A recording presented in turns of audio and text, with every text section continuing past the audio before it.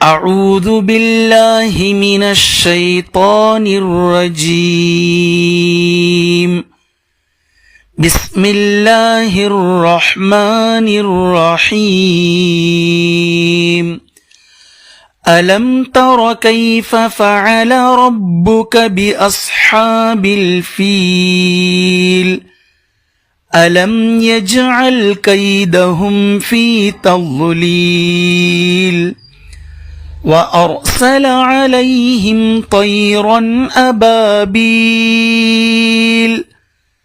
ترميهم بحجارة من سجيل فجعلهم كعصف مأكول.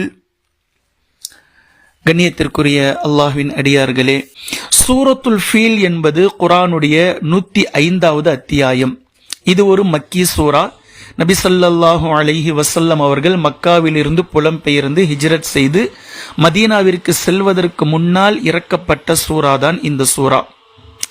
குர்ஆனுடைய தொகுக்கப்பெற்ற வரிசையில் 105வதாக இருக்கக்கூடிய இந்த சூரா வஹீனுடைய வரிசையில், நபி அவர்களுக்கு இறக்கப்பட்ட வஹீனுடைய அந்த வரிசையில் 19வது வஹியாக இந்த சூரா இறங்கி இருக்கின்றது. சூரத்துல் காஃபிரூனுக்கு பின்னால் இந்த சூரா இறங்கி இருக்கின்றது.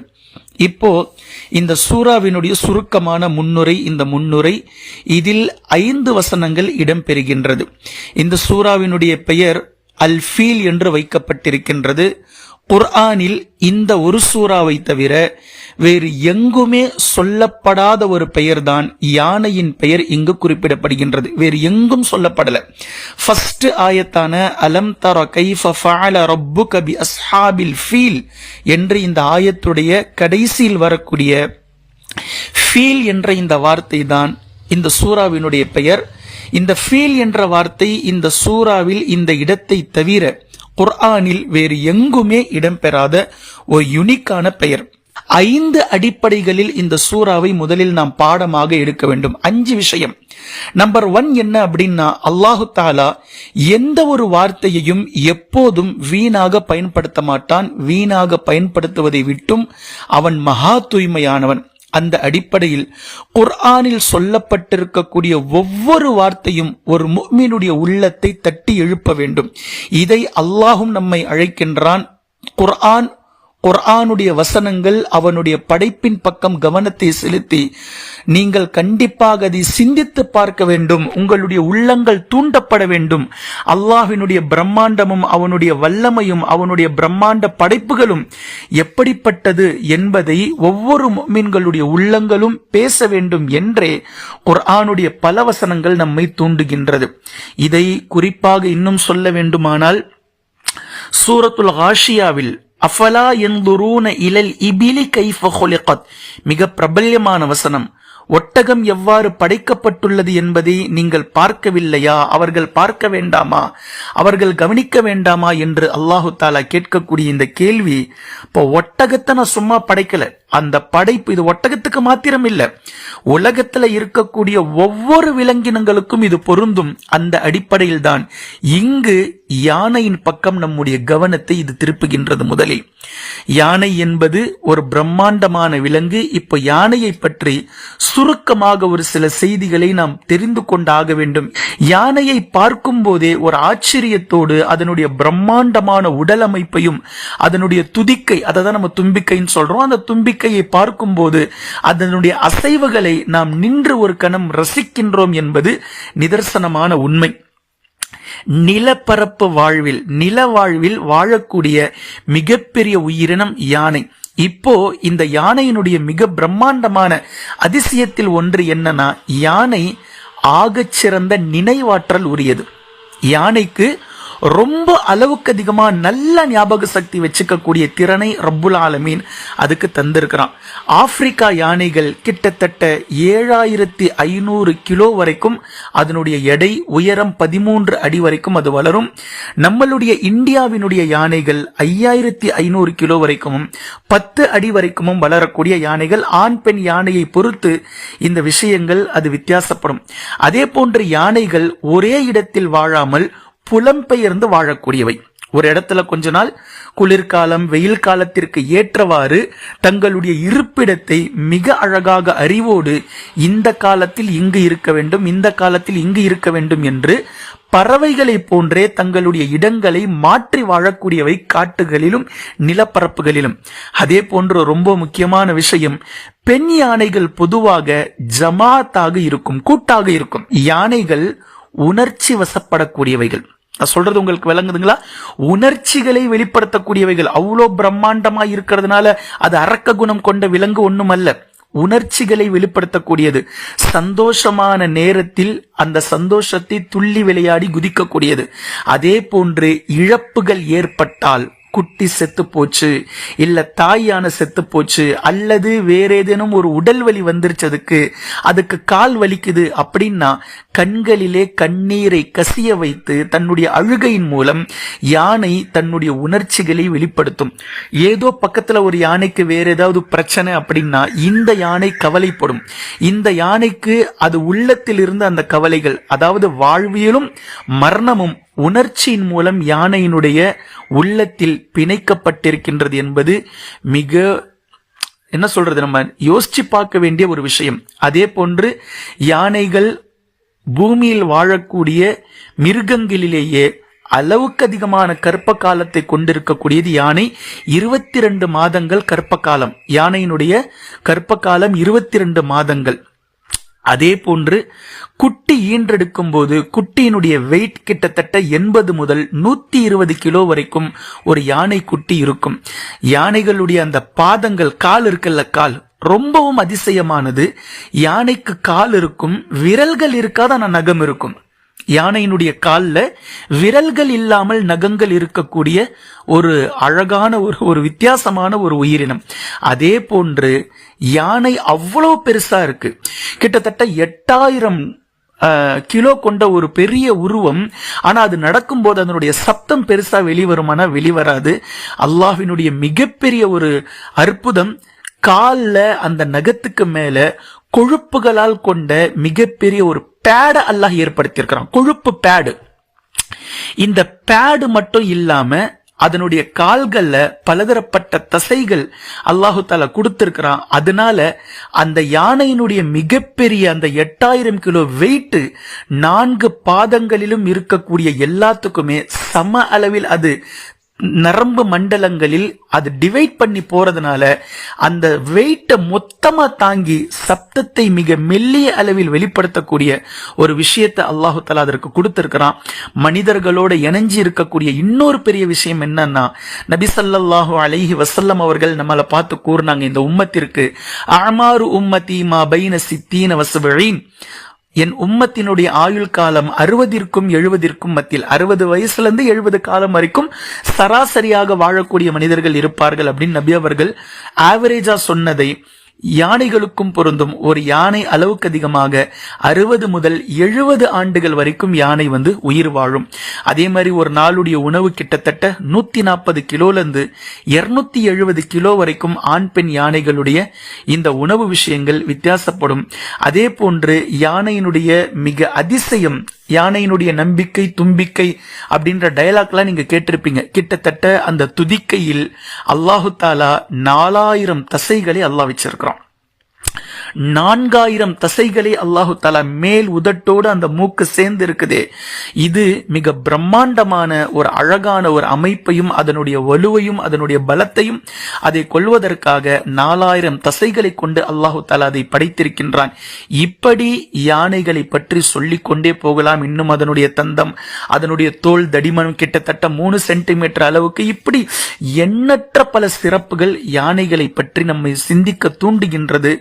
அல்லாஹ் இந்த படைப்பை நம்முடைய கண்களுக்கு முன்னால் அவனுடைய வல்லமையை யோசிப்பதற்காக, அவனுடைய குதிரத்தை, அவனுடைய பிரம்மாண்டத்தை நாம் நினைத்து அல்லாஹுக்கு நன்றி செலுத்த வேண்டும், அல்லாஹ்வை அளவுக்கு அதிகமாக நினைக்க வேண்டும் என்ற அடிப்படையில் அல்லாஹ் நம்மை படைத்து நம்மளுடைய கண்களுக்கு முன்னால் இப்படிப்பட்ட படைப்பினங்களை கொண்டு வந்திருக்கிறான். நம்பர் 2, இந்த சூரா நமக்கு சொல்லக்கூடிய 2வது, அல்லாஹ் குர்ஆன வெறுமனே நேர்வழி காட்டக்கூடிய புத்தகமாக மாத்திரம் கொடுக்கல. அது ஒரு மிகப்பெரிய விஷயம். ஆனா அது அவன் கையாண்டு இருக்கக்கூடிய விதம், அதனுடைய வரிகள், அதனுடைய சொல்லாடல், அதனுடைய இலக்கணம், இலக்கியம், அதனுடைய மெய்யியல் எவ்வளவு தெளிவா அல்லாஹு தஆலா பேசி இருக்கிறான். அப்படிப்பட்ட பேசப்பட்ட சான்றுகளில் இந்த சூராவும் 5 வசனங்கள் கொண்ட இந்த சூரா லாம்லயே அல்லாஹு தஆலா முடிக்கிறான். இல் இல் இல் அப்படி கொண்டுட்டு வந்து முடிக்கிறான். அலம் தர கைஃப ஃபஅல ரப்புக பி அஸ்ஹாபில் ஃபீல் தவ்லீல் அபாபீல் சிஜ்ஜீல் அப்படின்னு சொல்லி அல்லாஹு தஆலா கொண்டுட்டு வந்து முடிக்கக்கூடிய அந்த வார்த்தையினுடைய அழக பாருங்க. கடைசியில மஅகூல் எல்லாமே லாம்ல ஈல் ஈல் ஈல் ஈல் கூல் அப்படின்னு சொல்லி அல்லாஹு தஆலா கொண்டுட்டு வந்து முடிக்கக்கூடிய இந்த வார்த்தை பிரயோகம் இது எங்க நம்மளை யோசிக்க பிரமிக்க வைக்குதுன்னா, சந்தோஷமான விஷயத்திற்கு அல்லாஹு தஆலா இப்படி பேசல. அல்லாஹ் எல்லா நேரங்களிலும் எல்லா இடங்களிலும் இப்படி தேவைக்கு ஏற்ப பேசுவான். ஆனா இது ஒரு நாம் அல்லாஹ்வை அஞ்சக்கூடிய தருணம். ஒரு மிகப்பெரிய ஒரு படையை அல்லாஹு தஆலா அழித்ததை இந்த இடத்துல நமக்கு நினைவூட்டுகின்றான்.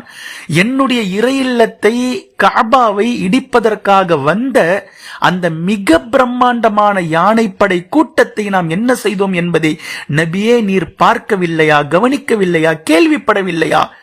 எப்படிப்பட்ட அதிர்ச்சியூட்டியும் தகவல், குறைஷிகளுக்கு எவ்வளவு பெரிய சந்தோஷமான விஷயமாக அது மாறியது அப்படின்னு சொல்லி அல்லாஹு தஆலா அவர்களுக்கு ஒரு துக்ககரமான நேரத்தை, குறைஷிகளுக்கு ஒரு சந்தோஷமான நேரத்தை வெளிப்படுத்தும் போது, ஒரு டைமிங் அல்லாஹு தஆலா வெளிப்படுத்தும் போது அதையும் ரைமிங்ல அல்லாஹ் பேசுறான். நம்பர் 3 இன்னைக்கு நடக்கக்கூடிய மிகப்பெரிய போர்களை நீங்க பாக்குறீங்க.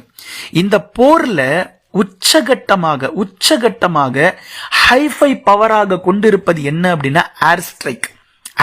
இப்போ இஸ்ரேல் அமெரிக்கா ஒரு நாட்டை அழிக்கணும்னு சொல்லி நினைச்சா அவங்க கையில எடுக்கிறது எதுனா, கண்ணை மூடிக்கிட்டு ஒரு பிளைட் வந்து சர சர சர மலவென்று குண்டுகளை பொழிஞ்சுக்கிட்டு அது பாட்டுக்கு போய்கிட்டு இருக்கு. அந்த குண்டு ஹாஸ்பிட்டல் மேல விழுது, ஸ்கூல்கள் மேல விழுது, மருத்துவமனைகள், அனாதை குழந்தைகளுடைய அனாதை இல்லங்கள், யதீம்கானாக்களின் மீது விழுது. எதை பத்தியும் கவலை இல்லை. மேல யாராலும் அவனை தொட முடியாத இடத்துல நின்றுக்கிட்டு அது பாட்டுக்கு ஏர் ஸ்ட்ரைக்க அடிச்சு விட்டு போய்கிட்டே இருக்கிறான். நம்மை யாராலும் தாக்க முடியாத ஒரு இடத்தில் பக்குவமாக நாம் பாதுகாப்போடு இருப்போம்.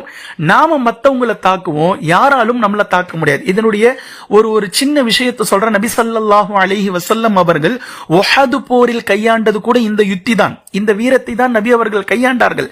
ஆனா சஹாபாக்கள் தப்பு பண்ணதுனால இந்த விஷயம் அங்க வந்து ஃபெயிலியர் ஆச்சு. அதாவது இந்த உஹது போர் மூழ்வதற்கு முன்னதாகவே மலைகள்ல 50 பேரை நபி ஸல்லல்லாஹு அலைஹி வஸல்லம் லேயரா மேல நிப்பாட்டினாங்க.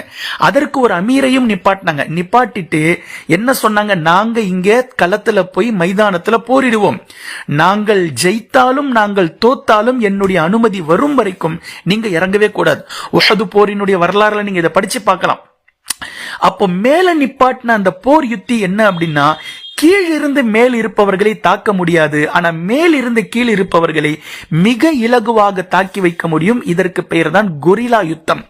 மேலிருந்து கீழே சர சர சர மல எல்லாரையும் தாக்கி முடிக்கலாம், எந்த இடத்துல இருந்து வேணாலும். இததான் நபி ஸல்லல்லாஹு அலைஹி வஸல்லம் அவர்கள் உஹது போர்ல மிகப்பெரிய ஒரு ராணுவ யுத்தியாக கையாண்டாங்க. ஆனா போர்க்களத்துல ஆரம்பம் வெற்றி மாதிரி தெரிஞ்சதுமே அமீருடைய சொல்லை கேட்காமல் பல நபர்கள் மலையிலிருந்து கீழே இறங்கிட்டாங்கன்றது ஒரு மிகப்பெரிய அடியாக விழுந்த தருணம் உஹது தருணம். இப்போ மேலிருந்து கீழ் இருப்பதை தாக்குவது என்பது உலகத்துக்கே முன்னோடி ராணுவ நடவடிக்கையில் நபி ஸல்லல்லாஹு அலைஹி வஸல்லம் உஹதில் காட்டியதை போன்றே அதற்கும் முன்னோடியாக நபி ஸல்லல்லாஹு அலைஹி வஸல்லம் அவர்கள் பிறப்பதற்கு 4 மாதங்களுக்கு முன்னதாகவே அல்லாஹு தஆலா ஏற்படுத்திய ஏர் ஸ்ட்ரைக், பறவைகளை அனுப்பி சிறிய சிறிய குண்டுகளை, அணுகுண்டுகளை இந்த ஆப்ரஹா என்ற படையின் மீதும் யானையின் மீதும் பிரம்மாண்டமான யானைகள்,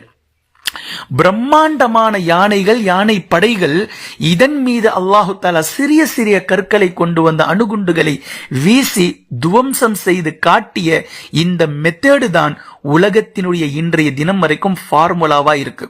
எனவே இன்று நவீன உலகத்திற்கான ஏர் ஸ்ட்ரைக்கை சூரத்துல் ஃபீல் நபி ஸல்லல்லாஹு அலைஹி வஸல்லம் அவர்கள் பிறப்பதற்கு முன்னதாகவே நடந்த நிகழ்வை நபி அவர்கள் பிறந்ததற்கு பின்னால் 19வது வஹீயிலேயே இப்படிப்பட்ட ஒரு மிகப்பெரிய அழகான விஞ்ஞான உண்மையை மிக தெளிவாக எடுத்துரைத்திருக்கின்றது என்பது இந்த 3வது விஷயம். நம்பர் 4, 4வது விஷயம், துஆவை இந்த சூரா நமக்கு நினைவூட்டுகின்றது. துஆ, இது எவ்வளோ பெரிய பிரச்சனை, இது நம்மளால எப்படி சாத்தியமாகும், இது சரியாகுமா, இது முடியுமா, இது தாக்கு பிடிக்க முடியுமா, எந்த யோசனையும் வேண்டாம். ரப்புல் ஆலமீன் கிட்ட ஒப்படைங்க, அல்லாஹ் கிட்ட அப்ளிகேஷன் போடுங்க. அப்துல் முத்தல்லிப் அன்றைய தினம் ஆப்ரஹாவை எதிர்க்க முடியாது. குறைஷிகள் கிட்ட அந்த வலு இல்ல. சுத்தி இருக்கக்கூடிய எல்லாருமே சேர்ந்து வந்தாலும் நிச்சயமாக யானை படைன்றதெல்லாம் அவங்களுக்கு மிகப்பெரிய அன்னைக்கு புதுசு, அதிசயம். இதை எதிர்த்து நம்மளால நிக்கவே முடியாது அப்படின்னு சொல்லி நடுங்கி போனதோடு கடைசியில் அவர்களுக்கு கை கொடுத்தது ரப்புல் ஆலமீன் கிட்ட தான் இறைஞ்சியதுதான். அல்லாஹ் கிட்ட கேட்கப்படக்கூடிய அந்த துஆ இந்த இடத்தில் நமக்கு நினைவு வருகின்றது. சோ லைஃப்ல எது வேணாலும், எவ்வளவு பெரிய பிரச்சனையாக இருந்தாலும், உங்களுடைய மூளைக்கு வேணா லாஜிக்கு அப்பாற்பட்டதா இருக்கலாம். இது எப்படி சாத்தியம், இது எப்படி நடக்கும், இது எப்படி இது கைகூடும் அப்படின்றது இருக்கலாம். ஆனால் அல்லாஹ் தஆலா சொல்றான், என்கிட்ட கேளுங்க, என்கிட்ட சொல்லுங்க, உன்னுடைய பிரச்சனை என்னன்றது என்கிட்ட எடுத்து வை, அதை எப்படி சால்வ் பண்றேன்னு சொல்லி நான் பார். சூரா யூசுப்ல அல்லாஹ் தஆலா பேசுறான், வல்லாஹு காலிபுன் அலா அம்ரிஹி. அல்லாஹ் தஆலா ஒட்டுமொத்த காரியங்களையும் மிகைத்தவன். எல்லாத்தையும் நீங்க என்ன நினைக்கிறீங்களோ அதுக்கு மேலதான் அல்லாஹ்வுடைய பிளான் இருக்கும். நீங்க எவ்வளவு நினைக்கிறீங்களோ அதுக்கு ஒரு படி மேலதான் அல்லாஹ்வுடைய பிளான் இருக்கும். யூசுப் சூரா மிக அழகான வர்ணனை கொண்ட நமக்கான சோதனைகள் வரும்போது அல்லாஹ்வினுடைய பிளானிங் என்ன இருந்தது அப்படின்றதை காட்டக்கூடிய ஒரு சூரா. அந்த சூறால அல்லாஹ் தஆலா இதை பேசுறான். மக்கள் ஒவ்வொன்றை நினைச்சிருப்பாங்க. யூசுப் அலைஹிஸ்ஸலாம் மனசுல என்ன நினைச்சிருப்பாங்க, ஆனா அல்லாஹ்வினுடைய ஏற்பாடு எப்படி இருந்தது. எனவே இந்த இடம் மிக அழகான ஒரு இடம். இந்த இடத்துல ஒரு விஷயத்தை அல்லாஹ் நமக்கு நினைவூட்டுறான். என்ன அப்படின்னா, நான் காபாவை காப்பாத்துவேன்றது இருந்தாலும் நீ என்கிட்ட கேளு. நான் காப்பாத்துறேன், நான் காப்பாத்தல, நான் அபாபில அனுப்பல, அந்த ஆபிரகாவை அழிக்கலன்றது சாப்டர் வேற. ஆனா நீ என்கிட்ட கேள், நீங்க என்னிடத்தில் முறையிடுங்கள். அந்த இடத்துலதான் நீங்க இருக்கிறீங்க. அந்த துஆவை ஏற்கும் இடத்தில் நான் இருக்கிறேன் அப்படின்றது அல்லாஹ் எல்லா இடத்திலும் இதை காமிக்கிறான், எல்லா இடத்திலும் இதை சொல்றான். அல்லாஹ் விரும்புவது, எதிர்பார்ப்பது ஒரு அடியான் கேட்க வேண்டும், கண்டிப்பாக கேட்க வேண்டும். யூனுஸ் அலைஹிஸ்ஸலாமை பற்றி அல்லாஹ் தஆலா, அவர் நம்மை அழைத்தார், வதன்னூனி இذஹப முகாலிபன், அவர் ஃபனாதா என்று அல்லாஹ் தஆலா குறிப்பிட்டு காட்டுறார். அவர் நம்மை அழைத்தார். அய்யூப் அலைஹிஸ்ஸலாம் அவர் நம்மை அழைத்தார். யூனுஸ் அலைஹிஸ்ஸலாம் அவர் நம்மை அழைத்தார். ஜக்கரியா அலைஹிஸ்ஸலாம் அவர் நம்மை அழைத்தார். ஃபஸ்தஜபனா லஹு. நீங்க பார்க்கலாம் குர்ஆன்ல, நாம் அவர்களுக்கு பதிலளித்தோம் அப்படின்னு சொல்லி அல்லாஹ் தஆலா பேசக்கூடிய விஷயம். பத்ர் போர்ல அல்லாஹ் தஆலா வெற்றியை தான் வச்சிருக்கிறான். இருந்தும் நபி ஸல்லல்லாஹு அலைஹி வஸல்லம் அவர்களுடைய துஆ ஏன் வரலாற்றுல பேசப்படுகின்றது?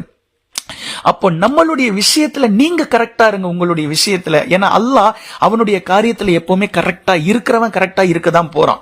அப்போ அடியார்களை அல்லாஹு தஆலா ஒரு விஷயத்தின் பக்கம் தூண்டுகின்றான். அது என்னன்னா துஆ. என்ன அழைங்க, என்ன கூப்பிடுங்க, என்கிட்ட சொல்லுங்க. எவ்வளவு பெரிய பிரச்சனையாக இருந்தாலும் சரி, உங்களால் யோசிச்சு பார்க்க முடியாத எதுவாக இருந்தாலும் என்ன கூப்பிடுங்க, நான் பாத்துக்கிறேன். இப்ப காபாவை இடிக்க வரக்கூடிய ஒரு படை, அவர்களை எதிர்த்து நிற்க முடியாத நம்மளுடைய பலவீனம். இப்ப இந்த இடத்துல என்ன செய்ய முடிஞ்சது அவங்களால? துஆ, ஒரே ஒரு துஆ. அப்துல் முத்தல்லிப் என்பவருடைய துஆ. காபாவினுடைய திரையையும் கதவையும் பிடிச்சுக்கிட்டு அல்லாஹ் கிட்ட ஒப்படைச்சார். ரப்பே, உன்னுடைய இறை இல்லம். குறைஷிகள் இத்தனை நாளா பாதுகாத்துக்கிட்டு வந்தாங்க, அவ மட்டும் வந்து இதை துவம்சம் செஞ்சு தரைமட்டமாக்கிட்டு போயிட்டான் அப்படின்னா, உன்னுடைய இறை இல்லம் இத்தனை நாளா நாங்க வணங்கிக்கிட்டு இருக்கிறோம், என்ன ஆகும்? அல்லாஹு தஆலா விடல. இந்த துஆ மிக முக்கியமானது. எனவே அல்லாஹ்விடத்தில் உறுதியோடு, நம்பிக்கையோடு நிச்சயமாக அல்லாஹு தஆலா ஏற்றுக்கொள்வான் அப்படின்ற ஆழமான தவக்குலோடு துஆவை எடுத்து முன்வைப்பதை குர்ஆன் எல்லா இடங்களிலும் பேசுகின்றது. எல்லா நபிமார்களுடைய சப்ஜெக்டுகளாக பேசுகின்றது. இந்த சூரத்துல் ஃபீலும் இந்த துஆவை நமக்கு நினைவூட்டுகின்றது. இது நம்பர் 4. நம்பர் 5 என்ன அப்படின்னா, அழகான எச்சரிக்கை, ஒரு எடுத்துக்காட்டல் இந்த சூரா நமக்கு. அல்லாஹ்வினுடைய எச்சரிக்கை என்ன சொல்லுது அப்படின்னா, எப்போ நீங்க ஓவரா திமிரு பண்ணுவீங்களோ, எப்போ நீங்க ஓவரா என்கிட்டயே வாலாட்டுவீங்களோ, நான் நினைச்சேன் அப்படின்னா ஒரு நிமிஷத்துல உங்களை துவம்சம் செஞ்சிருவேன். என்கிட்ட வச்சுக்காதீங்க. உங்களுடைய திமிரு, உங்களுடைய தெனாவட்டு, உங்களுடைய அகங்காரம், உங்களுடைய பெருமை, உங்களுடைய காழ்ப்புணர்வு, உங்களுடைய குரோதம், உங்களுடைய சூழ்ச்சிகள், உங்களுடைய தந்திரங்கள், உங்களுடைய ராஜதந்திரங்கள், உங்களுடைய நரித்தந்திரங்கள், இதெல்லாம் கொண்டுட்டு வந்து அல்லாஹ் கிட்ட, இஸ்லாத்து கிட்ட, நபி அவர்களுடைய ஹதீஸ்ல இதெல்லாம் நீங்க என்கிட்ட காட்டாதீங்க. ஒரு குறிப்பிட்ட டைம் வரைக்கும் நான் விடுவேன். அங்கிருந்து கிளம்பினவன அங்கேயே முடிச்சிருக்கலாம். ஆனா காபா வரைக்கும், குறிப்பிட்ட எல்லை வரைக்கும் கொண்டுட்டு வந்து காபா கிட்ட நெருங்க முடியாம அவன் அழிச்சான் பாத்தீங்களா? இதே போன்றுதான் அல்லாஹு தாலா எல்லாருக்குமே ஒரு குறிப்பிட்ட நேரம் வரைக்கும், காலம் வரைக்கும் ஒரு அவகாசத்துல விட்டு வைப்பான். அதற்கு பின்னால் அவர்களுடைய திமுறையும் தெனாவட்டையும் ஒட்டுமொத்தமாக அல்லாஹு தஆலா குழி தோண்டி புதைத்து அழித்து விடுவான் என்பதற்கான மிகப்பெரிய சான்று இந்த சான்று. இந்த சூறாவை அல்லாஹு தஆலா குர்ஆனில் கொண்டு வருவதன் மூலம் மிக அழகான ஒரு விஷயத்தை குறைஷி மக்களுக்கு எடுத்து காட்டுகின்றான். இந்த சம்பவம் ஒன்னும் 1000 வருஷத்துக்கு முன்னாடி நடக்கல, 2000 வருஷத்துக்கு முன்னாடி நடக்கல. இப்போதான் நபி ஸல்லல்லாஹு அலைஹி வஸல்லம் அவர்களுக்கு 42 வயசு 43 வயசு ஆகுது. இந்த சூரா இறங்கும் போது ஷார்ட்டா 41 வயசு 42 வயசு இருக்கலாம். இப்போ 40 வருஷத்துக்கு முன்னாடி நடந்த இந்த சம்பவம் கிட்டத்தட்ட நபி அவர்கள் யார்கிட்ட இந்த போதனைகளை லா இலாஹ இல்லல்லாஹ்வை சொல்லிக்கிட்டு இருக்கிறாங்களோ, இப்போ வாழ்ந்துகிட்டு இருக்கிற குறைஷி மக்களில், மக்காவில் அரபியர்கள் பெரும்பாலானவர்கள் உயிரோட போய் இருக்கிறீங்க. நபி அவர்களுக்கு 41 வயசுனாக்கா 42 வயசுல இருந்தவர் இந்த சம்பவம் அப்போ ஒரு வயசுல இருந்திருப்பாரு. ஒரு 60 வயசுல இருக்கிறவர் இந்த சம்பவம் நடக்கிறப்போ 18 வயது இளைஞராக கண்கூடாக பார்த்திருப்பார். 80 வயதில் இருக்கிறவர் 28 29 வயது வாலிபராக அந்த நேரத்தில் அவர் அந்த சம்பவத்தை கண்கூடாக பார்த்திருப்பார். அல்லாஹு தஆலா மிக தெளிவா இந்த சம்பவத்தை அங்க கொண்டுட்டு வந்து குறைஷி மக்கள் கிட்ட ஆதாரமா எடுத்து வைக்கிறான். அன்னைக்கு 40 வருஷத்துக்கு முன்னாடி என்ன நடந்தது? எவ்வளவு தெளிவா நீங்க என்கிட்ட மட்டும் துவா கேட்டீங்க. உங்களுக்கு லாத்து ஞாபகம் வரல, மனாத்து ஞாபகம் வரல, உஸ்ஸா ஞாபகம் வரல. ஏன்னா உங்களுக்கு தெரியும் இந்த காபத்துல்லா என்ற இறையெல்லாம் அல்லாஹ்வுடையது, அல்லாஹ் ஒருவனுக்குரியது, அவன் தனித்தவன், அவன் தன்னிகரற்றவன், அவன் மட்டும்தான் இதுக்கு உதவி செய்ய முடியும் அப்படின்றத எப்படி நீங்க அன்னைக்கு ஆழமா நம்புனீங்களோ, அதே ரப்ப தான் இன்னைக்கு முஹம்மது உங்களை அழைக்கிறார். அதே ரப்பின் பக்கம் தான் இன்னைக்கு உங்களை அழைக்கிறார். ஆனா இன்னைக்கு இது உங்களுக்கு புதுசா தெரியுதா? அன்னைக்கு நீங்க துவா கேட்கும் போது அது உங்களுக்கு நல்லதா இருந்ததா? அன்னைக்கு அல்லாஹு தஆலா உங்களை காப்பாத்த தானே செஞ்சா? அந்த சம்பவத்தை நீங்க கண்கூட பார்க்க தானே செஞ்சீங்க? அந்த நேரத்துல எத்தனை பேர் உயிரோட இருந்தீங்களோ அவங்க தானே இப்போ உயிரோட இருக்கிறீங்க. அதுல ஏதாவது மாற்றமா இருக்கா? அன்னைக்கு காபா அல்லாஹ்வுடையது, அல்லாஹ் மட்டும்தான் அப்படின்னு சொல்லி நீங்க சொன்னீங்க. கிட்டத்தட்ட இந்த சம்பவத்துக்கு அப்புறம் 10 வருஷமா உங்களுக்கு வேறு சிலை தெய்வங்கள், இணை தெய்வங்களே உங்களுக்கு ஞாபகத்துக்கு வரல. அல்லாஹ் அல்லாஹ் அல்லான்னு சொல்லி சதாங்கதியா அல்லாஹ் கிட்ட கடந்தீங்க. ஆனா இடையில மறுபடியும் உங்களுக்கு குளிர் விட்டு போச்சு. இப்ப முஹம்மது நபியாக நான் நபி அனுப்பி நீங்க என்ன துவா அங்க கேட்டீங்களோ அதையே இஹ்லாஸான முறையில் ஏகத்துவத்தை, அல்லாஹ் ஒருவன் தான் இறைவன், லா இலாஹ இல்லல்லாஹ் முஹம்மது ரசூலுல்லாஹ்னு சொல்லி வந்து சொன்னா, ரஹ்மான்னா யாருன்னு கேக்குறீங்க, நபீனா யாருன்னு கேக்குறீங்க, ரசூலுல்லாஹ்னா யாருன்னு கேக்குறீங்க, புதிய மார்க்கத்தை கொண்டுட்டு வந்துட்டியான்னு சொல்லி திட்டுறீங்க, ஏசுறீங்க, பேசுறீங்க. என்னங்க உங்க லாஜிக்கு? அப்படின்னு இந்த சூராவினுடைய வரலாறு சம்பட்டை அடியாக குறைஷி மக்கள் கிட்ட கேள்வியை எழுப்பிய சூரா தான் இந்த சூரா. எனவே ஒரு எடுத்துக்காட்டலாக, மிகப்பெரிய எச்சரிக்கையாக இந்த சூரா பேசுகின்றது. 5 விஷயங்கள் நமக்கு நினைவூட்டுவதை உங்களுக்கு முன்னால் நான் கொண்டு வந்திருக்கின்றேன். இப்போது அதனை தொடர்ந்து முதலில் ஃபீலுடைய இந்த தர்ஜுமாவை நாம் தெரிந்தாக வேண்டும். முதல் வசனம், அலம் தர கைஃப ஃபஅல ரப்புக பி அஸ்ஹாபில் ஃபீல். நபியே, உம்முடைய இறைவன் யானைப்படையினரை என்ன செய்தான் என்பதை நீர் கவனிக்கவில்லையா? அல்லாஹு தஆலா மிக அழகான ஒரு கேள்வியோடு எழுப்புகின்றான். யானைப்படையினரை உமது இறைவன் என்ன செய்தான் என்பதை நீர் கவனிக்கவில்லையா? பின்பு 2வது, அவர்களின் சூழ்ச்சியை அவன் செயலிழக்க செய்யவில்லையா? அலம் யஜ்அல் கைதஹும் ஃபீ தضலீல். அவனுடைய சூழ்ச்சியை அவன் செயலிழக்க செய்யவில்லையா? வ அர்ஸல அலைஹிம் தைரன் அபாபீல். அவர்கள் மீது பறவைகளை கூட்டமாக அவன் அனுப்பினான். தர்மீஹிம் பிஹிஜாரத்தின் மின் சிஜ்ஜீல். அவை, அதாவது அந்த பறவைகள் சுட்ட களிமண் கற்களை அவர்கள் மீது எறிந்தன. சிஜ்ஜீல் அப்படின்னா சுட்ட ஒரு களிமண் கற்கள். ஃபஜஅலஹும் கஅஸ்ஃபிம் மஅகூல், இறுதியில் கடைசியாக மாடு மென்று தின்னப்பட்ட வைக்கோலை போன்று அவர்களை அவன் ஆக்கிவிட்டான். மாடு அசப்போடும், நீங்கெல்லாம் பார்த்துருப்பீங்க, நம்ம எல்லாருமே பார்த்துருப்போம். ஒரு வைக்கோல மாடு அசப்போட்டு துப்புச்சுனா எப்படி இருக்குமோ அந்த மாதிரி அவர்கள் ஆகிவிட்டார்கள், வைக்கோலை போன்ற அந்த மனிதர்கள் ஆகிவிட்டார்கள். அப்படி அல்லாஹு தாலா அவர்கள் ஆக்கிட்டான் அப்படின்னு சொல்லி அல்லாஹு தாலா இந்த 5 வசனத்தில் இந்த சூறாவினுடைய பொருளை வைத்து நம்மிடத்தில் மிக பிரம்மாண்டமான ஒரு வரலாற்றை மிக சுருக்கமாக நமக்கு நினைவு கூற செய்து விட்டான். இப்போ இதுல அடுத்த விஷயம் என்ன அப்படின்னா, குறைஷிகளுக்கு அல்லாஹு தாலா செய்திருக்கக்கூடிய பேருதவி. இது மிகப்பெரிய பேருதவி. வாழ்நாள் முழுவதும் இந்த பேருதவியை மறக்க கூடாது, மறக்கவும் முடியாது. அதனாலதான் அல்லாஹு தாலா இந்த சம்பவத்தை குர்ஆன்ல கொண்டுட்டு வந்து கியாமத்து நாள் வரைக்கும் நிலை பெற செய்து விட்டான். இப்போ வரலாறுக்கு வாங்க.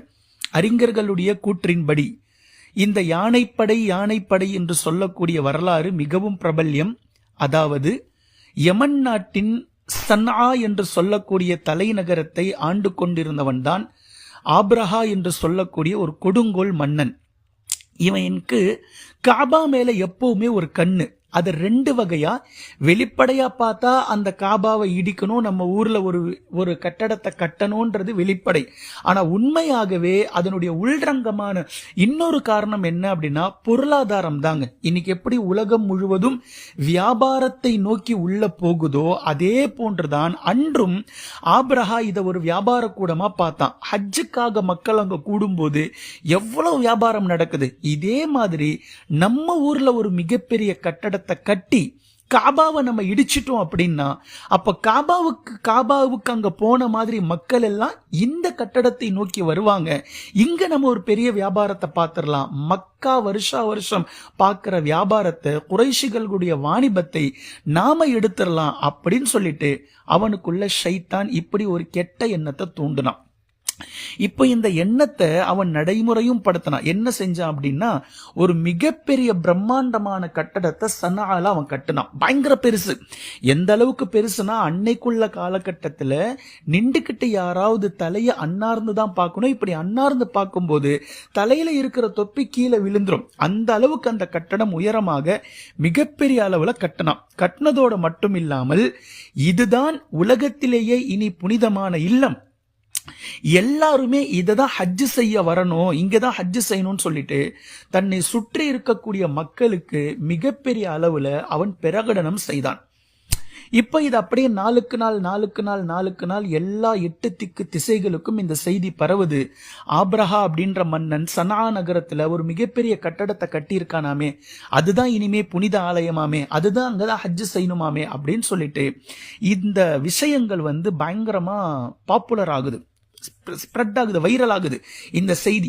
அப்ப இத அரபியர்கள் வெறுத்தார்கள். என்ன காரியம் இவன் பண்ணியிருக்கிறான், என்ன இவன் பண்றான் அப்படின்னு சொல்லிட்டு அரபியர்கள் வெறுத்து போய் அதிலிருந்து ஒரு அரபியர் என்ன செஞ்சார்னா, இரவோடு இரவாக அந்த கட்டடத்துக்குள்ள போய் சிறுநீர் மலம் கழிச்சு அசுத்தம் பண்ணிட்டு வந்துட்டார். அப்போ காலையில போய் மக்கள் பார்க்கறாங்க, என்னடா இது இப்படி இருக்கு, இப்ப யார் இதை செஞ்சிருப்பான்னதோட கரெக்டா யார் இதை முதல்ல வெறுத்தாங்க, அரபியர்கள் தான் வெறுத்தாங்க. சோ அவனுடைய கோபம் முழுசா மக்கள் அரசர்கள் கிட்ட அப்படிதான் ப்ரமோட் பண்ணாங்க.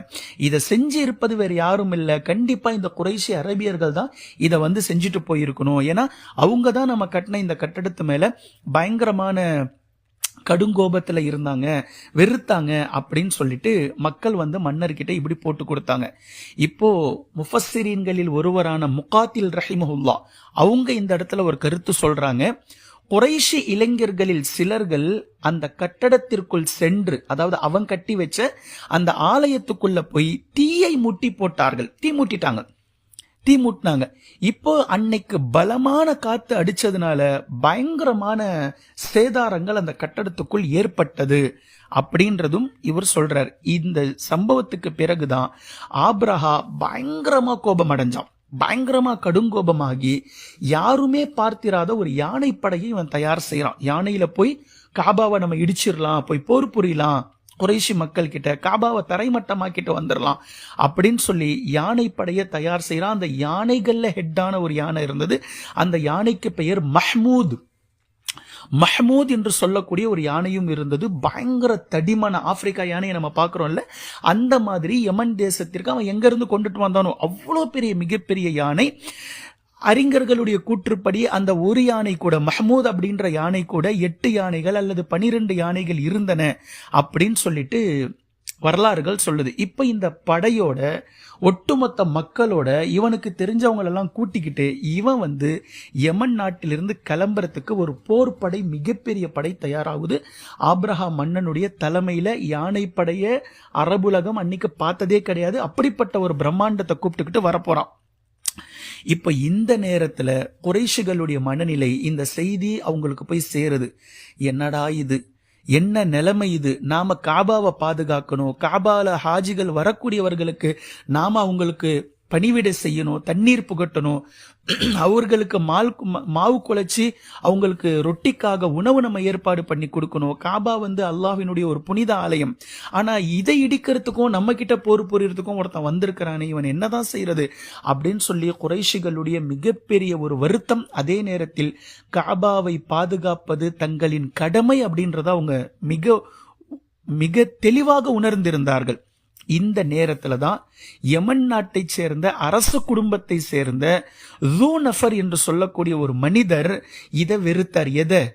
ஆப்ரஹா இப்படி காபாவை இடிக்க போறான் அப்படின்ற இந்த விஷயத்தை வெறுத்து எதிர்த்து தங்களுடைய ஆதரவாளர்களை எல்லாம் ஒரு பெரும் படையை திரட்டி ஆபிரகாவுக்கு எதிரில் நின்றார். அவனை தடுத்தார். இது தப்பு, நீ பண்றது தப்பு, இப்படிலாம் நீ செய்யக்கூடாதுன்னு சொல்லிட்டு. ஆனா அவன் மதிக்கல.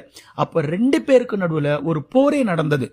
து நஃபர் அப்படின்றவருடைய படைக்கும் ஆபிரகாவினுடைய படைக்கும் நடுவுல ஒரு போரே நடந்தது. இதுல ஆபிரகா வெற்றி கண்டான், து நஃபருடைய படை தோல்வி கண்டது. ஆபிரகா முன்னேறி சென்றான்.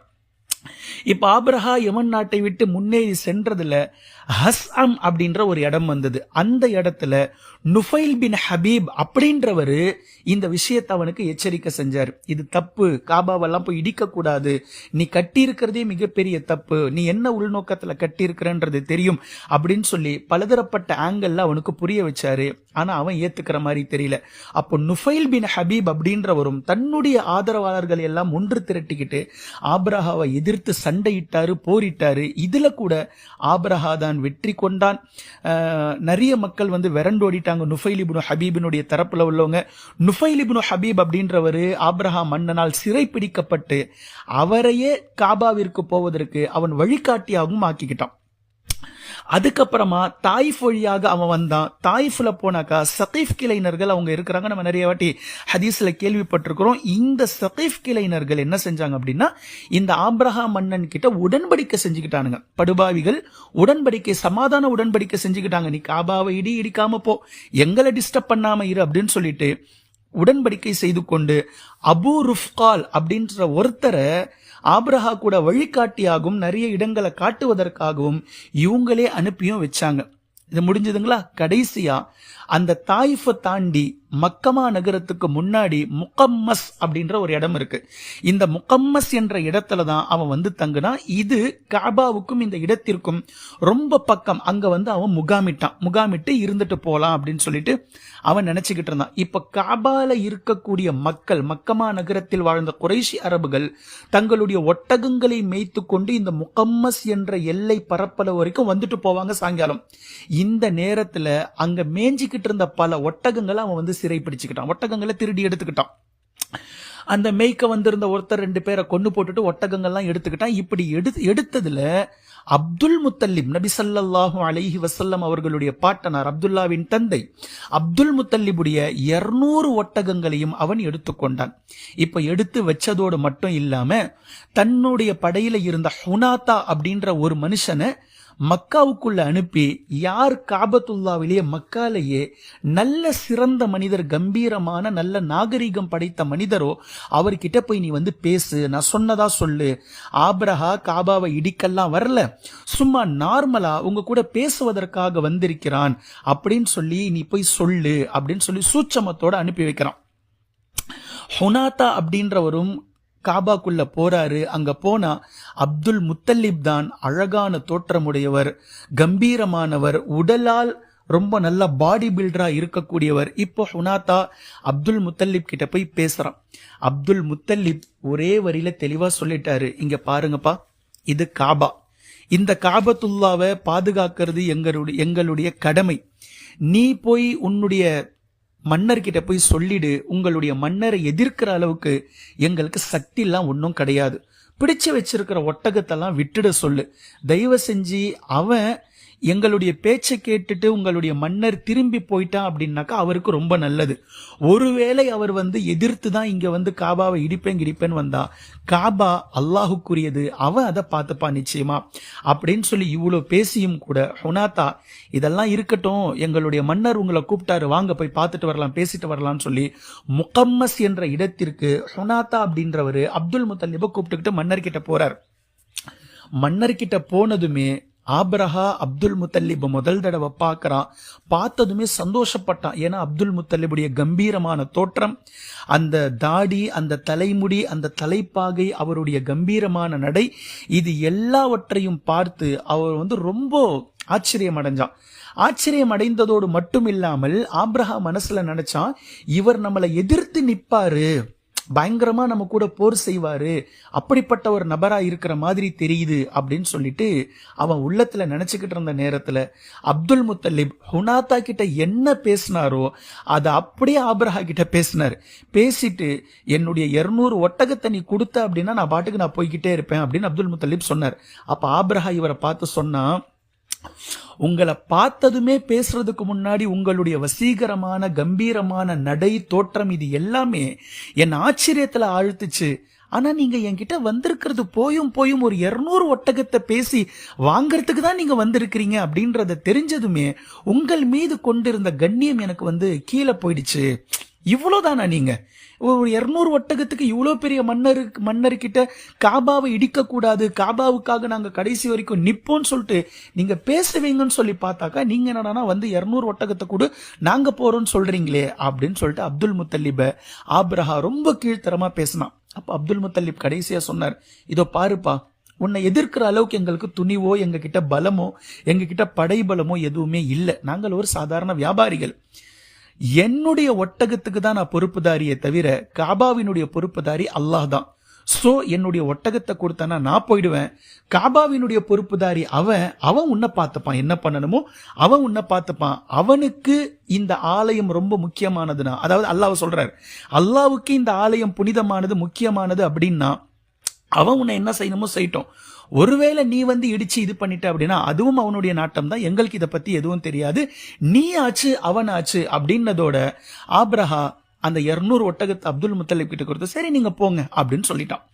அப்போ 200 ஒட்டகத்தை ஓட்டிக்கிட்டு குறைஷி மக்கள் கிட்ட அப்துல் முத்தல்லிப் அறிவிப்பு பண்ணார், இங்க பாருங்க ஆப்ரஹா வரப்போறான், இன்னும் கொஞ்சம் நேரத்துல அல்லது 1 நாள் 2 நாள்ல வரப்போறான், அவன் முகாமிட்டு இருக்கிறான் முகம்மஸ்ல. நீங்க எல்லாருமே உங்களுடைய உயிரை பாதுகாத்துக் கொள்வதற்காக மலைகளுடைய உச்சிக்கு, ஹிரா கொகை, சவுர் கொகை, எங்கெங்க போறீங்களோ போய் உங்களை நீங்க பாதுகாத்துக் கொள்ளுங்கள் அப்படின்னு சொல்லி ஒரு எச்சரிக்கை மணியை எல்லாருக்குமே கொடுத்துட்டார். கொடுத்துட்டு கடைசியா இப்போ அப்துல் முத்தல்லிபும் இங்கிருந்து கடந்து போக போறார். அதாவது இந்த இடத்துல இருந்து காபால இருந்து இவரும் கழண்டு வெளியே போக போறார். ஏன்னா ஆப்ரஹா வந்துருவான்னு சொல்லிட்டு இந்த வரத்துக்கு முன்னாடிதான் காபாவுக்கு போறார்.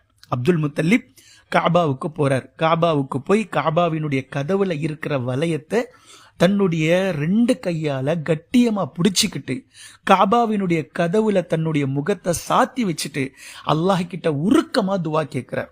அதாவது 2 விதமான ஒரு நிலை, தங்களுடைய பலவீனத்தை முதல்ல வெளிப்படுத்துறார். நான் ஏற்கனவே சொல்லி இருக்கிற சூரத்துல் ஃபாத்திஹால ஈயாக்க நஅபுது வ ஈயாக்க நஸ்தஈன், தங்களுடைய இயலாமையை அல்லாஹ்விடத்தில் வெளிப்படுத்துவதை அல்லாஹ் விரும்புகின்றான். யா அல்லாஹ், நான் பாவி, நான் சுத்தமானவன் இல்ல, நீ தூய்மையானவன், நீ நீதவான், நான் அநீதம் செய்பவன், நான் எதுவுமே இல்லை, நான் எதுக்குமே லாயக்கில்லைன்னு சொல்லிட்டு ஒரு மனிதன் அல்லாஹுக்கு முன்னால் தன்னை எந்த அளவுக்கு பணிவில் தாழ்த்துவானோ இந்த அளவுக்கு அல்லாஹ் அந்த அடியானை விரும்புகின்றான். இப்ப அதை தான் அப்துல் முத்தலிப் மிக தெளிவா செஞ்சாரு. நாங்க உன்னுடைய காபாவை காப்பாத்துற அளவுக்கு எங்க கிட்ட பலம் இல்லை, அந்த அளவிற்கு நாங்கள் வளத்தில் உள்ளவர்களும் இல்லை, இது உன்னுடைய இல்லம், உன்னுடைய வீடு, நீ பார்த்துக்கோன்னு சொல்லிட்டு உருக்கமாக பேசிவிட்டு கவிதையாக அந்த துஆவை அவர் கேட்டார். இறைவா, காப்பான் மனிதன் தன் வீட்டை, ஒரு மனுஷனால தன்னுடைய வீட்டை பாதுகாத்துக் கொள்ள முடியும், காத்திடுவாய் நீ உந்தன் வீட்டை, உன்னுடைய வீட்டை நீ பாதுகாத்துக்கோ, உதவிடுவாய் இன்று. அவர் கவிதையை அரபில பாடினதை நான் உங்களுக்கு தமிழ்ல சொல்றேன். உதவிடுவாய் இன்று உந்த நாட்களுக்கு, அதாவது உன்னுடைய நபர்கள் யாரு? குறைஷி மக்கள், ஆட்களுக்கு நீ உதவிடுவாய். சிலுவையினருக்கும் அதன் வழிபாட்டினருக்கும் எதிராக, இங்க வந்திருக்கிறவன் கிறித்துவர்கள், அவர்களுக்கு எதிராக எங்களை நீ பாதுகாத்துடு. மிகைக்காதே ஒருபோதும் அவர்கள் தம் சிலுவையையும் திறமையையும் உந்தன் ஆற்றலை, உன்னுடைய ஆற்றல் என்னன்றது நீ அவங்களுக்கு காமி. ஒரு காலம் அவர்களுடைய சிலுவையோ அவர்களுடைய அந்த திறமையோ உன்னுடைய ஆற்றலை மிகைக்காதுன்னு நாங்க நம்புறோம் அப்படின்னு சொல்லிட்டு தான் அப்துல் முத்தலிபும் ஹிரா குகைக்கு போயிட்டார். ஹிரா குகையில போய் மலை உச்சியில போய் உக்காந்துக்கிட்டு அங்கிருந்து முகம்மஸ் அப்படின்ற இடம் தெரியும், என்ன நடக்குது என்ன ஆகுது அப்படின்றத பாக்கிறதுக்காக அங்க உக்காந்துக்கிட்டாரு. அங்க போயிட்டார். இந்த சொல்லப்படக்கூடிய செய்திகள் எல்லாமே சீரத் இப்னு ஹிஷாம் ரஹிமஹுல்லாஹ் அவர்கள் எழுதிய நபி ஸல்லல்லாஹு அலைஹி வஸல்லம் அவர்களுடைய இந்த வரலாற்று நூல்ல மிக தெளிவாக பதிவு செய்யப்பட்டிருக்கின்றது. குறைஷிகள் இந்த மலை உச்சிக்கு காபாவை விட்டு போகக்கூடிய நேரத்துல தங்களுக்கு சொந்தமான 100 ஒட்டகங்களை குர்பானிக்கு அடையாளம் இடுற மாதிரி கழுத்துல மாலை இட்டு காபாவை சுத்தி விட்டுட்டு போனாங்க. என்ன காரணம்னா, காபாவை இடிக்கிறதுக்காக ஆப்ரஹா வரும்போது அடையாளம் இடப்பட்ட இந்த ஒட்டகங்களை பார்த்தாவது இது பலியிடப்படக்கூடிய இடம், கண்ணியமா நம்ம நடந்துக்கணும், இந்த கட்டடத்தை இடிச்சிடக்கூடாது அப்படின்னு சொல்லி பயப்படணும்ன்றதுக்காகவாவது 100 ஒட்டகங்களை, இது குர்பானிக்காக அடையாளம் இடப்பட்ட நேர்ந்து விடப்பட்ட ஒட்டகைகள் அப்படின்னு அவனுக்கு தெரியற மாதிரி விட்டுட்டு போனாங்க. இதெல்லாம் அவங்க செஞ்சுட்டு போயிட்டாங்க. இப்போ அன்று இரவு முடிஞ்சது, அன்னைக்கு ஃபுல்லா டோட்டலா முடிஞ்சது. மறுநாள் காலை யானைய இப்போ அவங்க எழுப்பி கொண்டுட்டு வர போறாங்க. அந்த படையை அப்படியே எழுப்பி கொண்டுட்டு வராங்க. ஆனா இதுல என்ன பிரச்சனை ஆச்சுன்னா, எந்த யானைகளுடைய தலைமையாக மஹ்மூத் என்ற யானை இருந்ததோ அந்த யானை எந்திரிக்கல. அந்த யானை மண்டி இட்டு உக்காந்துருச்சு. இப்ப யானை பாகனை போட்டு ஆப்ரஹா அடி நடிச்சா அதை எழுப்புடா அப்படின்னு சொல்லிட்டு அவனும் என்னென்னமோ பண்றான், என்னென்னமோ செய்யறான், வயிற்றுல குத்துறான், வாழை பிடிச்சி முறுக்குறான். யானை நகர மாட்டேங்குது காபாவை நோக்கி. ஆனா அதே யானைய திசை திருப்பி யமனின் பக்கமும், அதாவது அப்படியே பேக்லயோ வலது பக்கமோ இடது பக்கமோ ஓட்டினா 3 திசையிலும் யானை வெருண்டோடுது, அது பாட்டுக்கு போகுது. ஆனா அதை பிடிச்சி நிப்பாட்டி மறுபடியும் காபாவின் பக்கம் கொண்டு வருவதற்காக முயற்சி செஞ்சா அது அந்த யானை நகரவே மாட்டேங்குது. இப்ப என்ன பண்றதுனே தெரியாம இருந்த அந்த நேரத்துல தான் இந்த அபூ ருஃப்கால் அப்படின்னு சொல்லிட்டு அவர் இல்ல, நுஃபைல சிறை பிடிச்சுக்கிட்டு வரும் வழியிலே நுஃபைல சிறை பிடிச்சுக்கிட்டு வந்தான்ல ஹஸ்ஸாம் அப்படின்ற இடத்துல, இவர் தப்பிச்சு குறைஷி மக்கள் கிட்ட போய் சேர்ந்துக்கிட்டு இந்த சம்பவத்தை விவரிக்கிறார். இந்த மாதிரி நான் அங்கதான் இருந்தேன், ஆப்ரஹா யானையை தட்டி எழுப்புறான், யானையை கூப்பிடுறான், ஆனா அந்த யானைகள் எழமாட்டுங்குது, மற்ற 3 திசைகள்ல போகுது, ஆனா இந்த பக்கம் வரமாட்டுங்குது அப்படின்னு சொன்ன உடனே குறைஷிகளுக்கு இனம் புரியாத ஒரு ஜோஷ், இனம் புரியாத ஒரு சந்தோஷம். எல்லாருமே மலை உச்சிக்கு என்னதான் அங்க நடக்குது அப்படின்றத பார்த்துக்கிட்டே இருந்தாங்க. இவங்க இதே மாதிரி பார்த்துக்கிட்டு இருந்த இந்த நேரத்துல தான் அல்லாஹ்வினால் உத்தரவிடப்பட்ட அந்த பறவைகள் வர ஆரம்பித்தது. அந்த வந்த பறவைகள் கடல் பக்கத்திலிருந்து வந்தது. அப்போ கடல் வாழ் உயிரின பறவைகளை போன்ற, அதாவது நீரில் வாழக்கூடிய ஒரு உயிரின பறவையை போன்ற அவைகள் வந்தது. நீளமா அதனுடைய மூக்குகள் இருந்தது. பார்ப்பதற்கு தூக்குநாங்குருவியை போன்றும் நாரைகளுடைய உடம்பை போன்றும் அவைகளுடைய உருவம் இருந்தது. மக்கள் அதை பார்க்கறாங்க. அதாவது மலை உச்சியிலிருந்து குறைஷி மக்கள் இதை கண்கூடாக பார்க்கறாங்க. குட்டி குட்டி குட்டி குட்டி பறவை வேகமா அங்கிருந்து வருது. வரக்கூடிய பறவைகள் அலகுல ஒரு கல்லையும் 2 கால்ல 2 குட்டி குட்டி கல்லையும் வச்சுக்கிட்டு இருந்தது. குறைஷிகள் அதை வர்ணிக்கிறாங்க. அந்த அந்த அலகுலையும் 2 கால்லையும் வச்சிட்டு இருந்த அந்த கற்கள் கொண்டை கடல்களை போன்று அல்லது பயர்களை போன்று அது இருந்தது, சின்னதா அவ்வளோண்டுதான் அது இருந்தது அப்படின்னு சொல்லி வந்த பறவைகள் எல்லாமே அப்படியே அந்த கூட்டத்தை வட்டமிட ஆரம்பிச்சது. எங்க தங்கி இருக்கிறானோ ஆப்ரஹா முகம்மஸ்ல அந்த இடத்தை அப்படியே வட்டமிட ஆரம்பிச்சது. இவங்க எல்லாருமே ஆச்சரியத்தோட அந்த பறவையை தலை தூக்கி பார்த்த அந்த ஒரு நொடி தன்னுடைய அலகுல வச்சிட்டு இருந்த அந்த கல்லையும் 2 கால்கள்ல வச்சிட்டு இருந்த அந்த சின்னதாக அல்லாஹு தஆலா குர்ஆன்ல வர்ணிக்கக்கூடிய சிஜ்ஜீல் சுடப்பட்ட களிமண் கற்களை போன்ற அந்த கல் அவங்க மேல அவைகள் எரிந்தது. நல்லா புரிஞ்சுக்கணும், போட்டது எரிந்தது அப்படின்றது வேகமாக, அந்த பறவையினுடைய வேகத்துல அவைகள் தூக்கி எரிந்ததை போன்று எரிந்தது. இது எல்லார் மேலேயும் விழுந்ததுன்னு கூட சொல்ல முடியாது, வரலாறுல அப்படிதான் பதிவு பண்றாங்க. யாரின் மீது விழுந்ததோ அவர்கள் சம்பவ இடத்திலேயே பலர் இறந்து போனார்கள், துவம்சமானாங்க. வேறு சிலர் அலறி அடித்து கொண்டு ஓடினார்கள். வேறு சிலர் எங்க போறதுன்ற வழி தெரியாம நுஃபைல தேடினாங்க. அப்போ மக்கள் சொன்னாங்க, நுஃபைல் குறைஷிகள் கூட போயிட்டாரு, மலை உச்சிக்கு தப்பிச்சு போயிட்டாரு அப்படின்னு சொல்லி பேசிக்கிட்டாங்க. அப்போ நிறைய மக்கள் ஓடுனாங்க. ஓடும்போது அவர்களின் மீது அந்த கல் பட்டுச்சு. எங்கெல்லாம் அந்த கற்கள் பட்டதோ, எந்த இடத்துலலாம் பட்டுச்சோ அந்த சதை பகுதி அப்படியே 1 கிலோ, அரை கிலோ, 1/4 கிலோவா அந்த இடத்துல இருந்து பிச்சு பிச்சு கீழே விழுந்து கொஞ்சம் தூரம் போய் விழுந்து இறந்து போனாங்க. சொல்றது புரியுதுங்களா? இங்கிருந்து அப்படியே அது நாசமாகி சேதமாகி கொஞ்சம் தூரத்துல போய் விழுந்து இறந்து போனாங்க. இந்த நிலை ஒட்டுமொத்த பலரும் சந்தித்தார்கள். இப்படி பல நபர்கள் இதை கண்கூடாக, அதாவது குறைஷி மக்கள் இதை கண்கூடாக பார்த்து கொண்டு இருக்கும் போதே எல்லாருமே அதை அப்படியே பார்த்துக்கிட்டே இருந்தாங்க. இப்ப இந்த இடத்துல அத்தாவு ரஹிமஹுல்லா அவங்க சொல்றாங்க, அவங்க சொல்லக்கூடிய இந்த வார்த்தை என்ன அப்படின்னா, அதாவது எல்லாரையுமே ஒரே நேரத்துல அந்த கல் தாக்கிடல, அதுல பல நபர்கள், இப்ப நான் சொன்னது அவங்களும் சொல்றாங்க, பல நபர்கள் தப்பிச்சு போறதுக்காக முயற்சி பண்ணாங்க, நுஃபைல தேடினாங்க. ஆனா போகக்கூடிய வழியில அவர்களின் மீது கல் இங்க விழுந்தது. ஆனா அவங்க ஒரு 1/4 கிலோமீட்டர் போய் அவங்களுடைய சதை துண்டுகள் கீழே விழுந்தது. இதே மாதிரிதான் ஆப்ரஹா அப்படின்ற மன்னனோ தப்பிச்சு ஓடனான். இந்த இடத்துல இருந்து தப்சி முகம்மஸ் அப்படின்ற இடத்துல இருந்து ஆப்ரஹா அப்படின்ற மன்னனோ தப்சி ஓடுனா தன்னுடைய உயிரை பாதுகாத்து கொள்வதற்காக வேற வழி இல்லாம ஓடுன்னு ஓடனான். அப்ப அவன் கடைசியா கஸ்அம் அப்படின்ற அந்த குலத்தார்களுக்கு மத்தியில போகும்போது அவன் மீது விழுந்த கல்லினால் அவனுடைய கை கால்கள் எல்லாமே தனித்தனியாக சதை பகுதிகள் கழன்று விழுந்து கஸ்அம் அப்படின்ற குலத்தார்கள் வாழ்ந்த மக்களுக்கு பகுதியில போய் அவனுடைய ரூஹ போச்சு, அவன் இறந்து போனான், துடித்து செத்து போனான் அப்படின்னு சொல்லிட்டு இந்த செய்தியை அத்தாவு ரஹிமஹுல்லா ஆப்ரஹா மன்னனை பற்றி சுருக்கமாக அவங்க சொல்றாங்க. எனவே கண்ணியத்திற்குரிய அல்லாஹ்வின் அடியார்களே, இந்த சம்பவம், இந்த நிகழ்வுகள் மிகப்பெரிய விஷயமாக நடந்து முடிந்தது. அல்ஹம்துலில்லாஹ், அல்லாஹு தஆலா தன்னுடைய இறை இல்லத்தை அவன் எப்படி பாதுகாக்க வேண்டுமோ அந்த அடிப்படையில பாதுகாத்தான். இது அபயமளிக்கப்பட்ட பூமின்னு சொல்லி அல்லாஹு தஆலா அதனால தான் சொல்றான். அல்லாஹ்வினுடைய பாதுகாப்பு ஒட்டுமொத்தமாக அந்த கட்டடத்துக்கு எப்போதும் உள்ளது. அல்லாஹ் அதை பாதுகாப்பான் என்பது குறைஷி மக்களுடைய கண்களுக்கு முன்னாலேயே நடந்த மிகப்பெரிய அற்புதம். இந்த அற்புதம் இது எல்லாமே வரலாற்றில் பதிவு செய்யப்பட்டிருக்கின்றது. இப்போ இதுக்கு பின்னாடி என்ன நடந்தது, இந்த சூரா இன்னும் என்ன பேசுது அப்படின்றதை நாம் சுருக்கமாக, அபாபில்னா என்ன, அந்த பறவை என்ன, அதே மாதிரி கூலம் போல் ஆயிடுச்சு அப்படின்னா, மாடு மென்று துப்பப்பட்ட கூலம் போல் ஆயிடுச்சு அப்படின்னா என்ன, இது எல்லாமே நாம இன்னும் கொஞ்சம் ஒரு சிறிய விளக்கத்தோடு இன்ஷா அல்லாஹ் நாளைய தினம் கண்டிப்பாக தெரிந்து கொள்ளலாம்.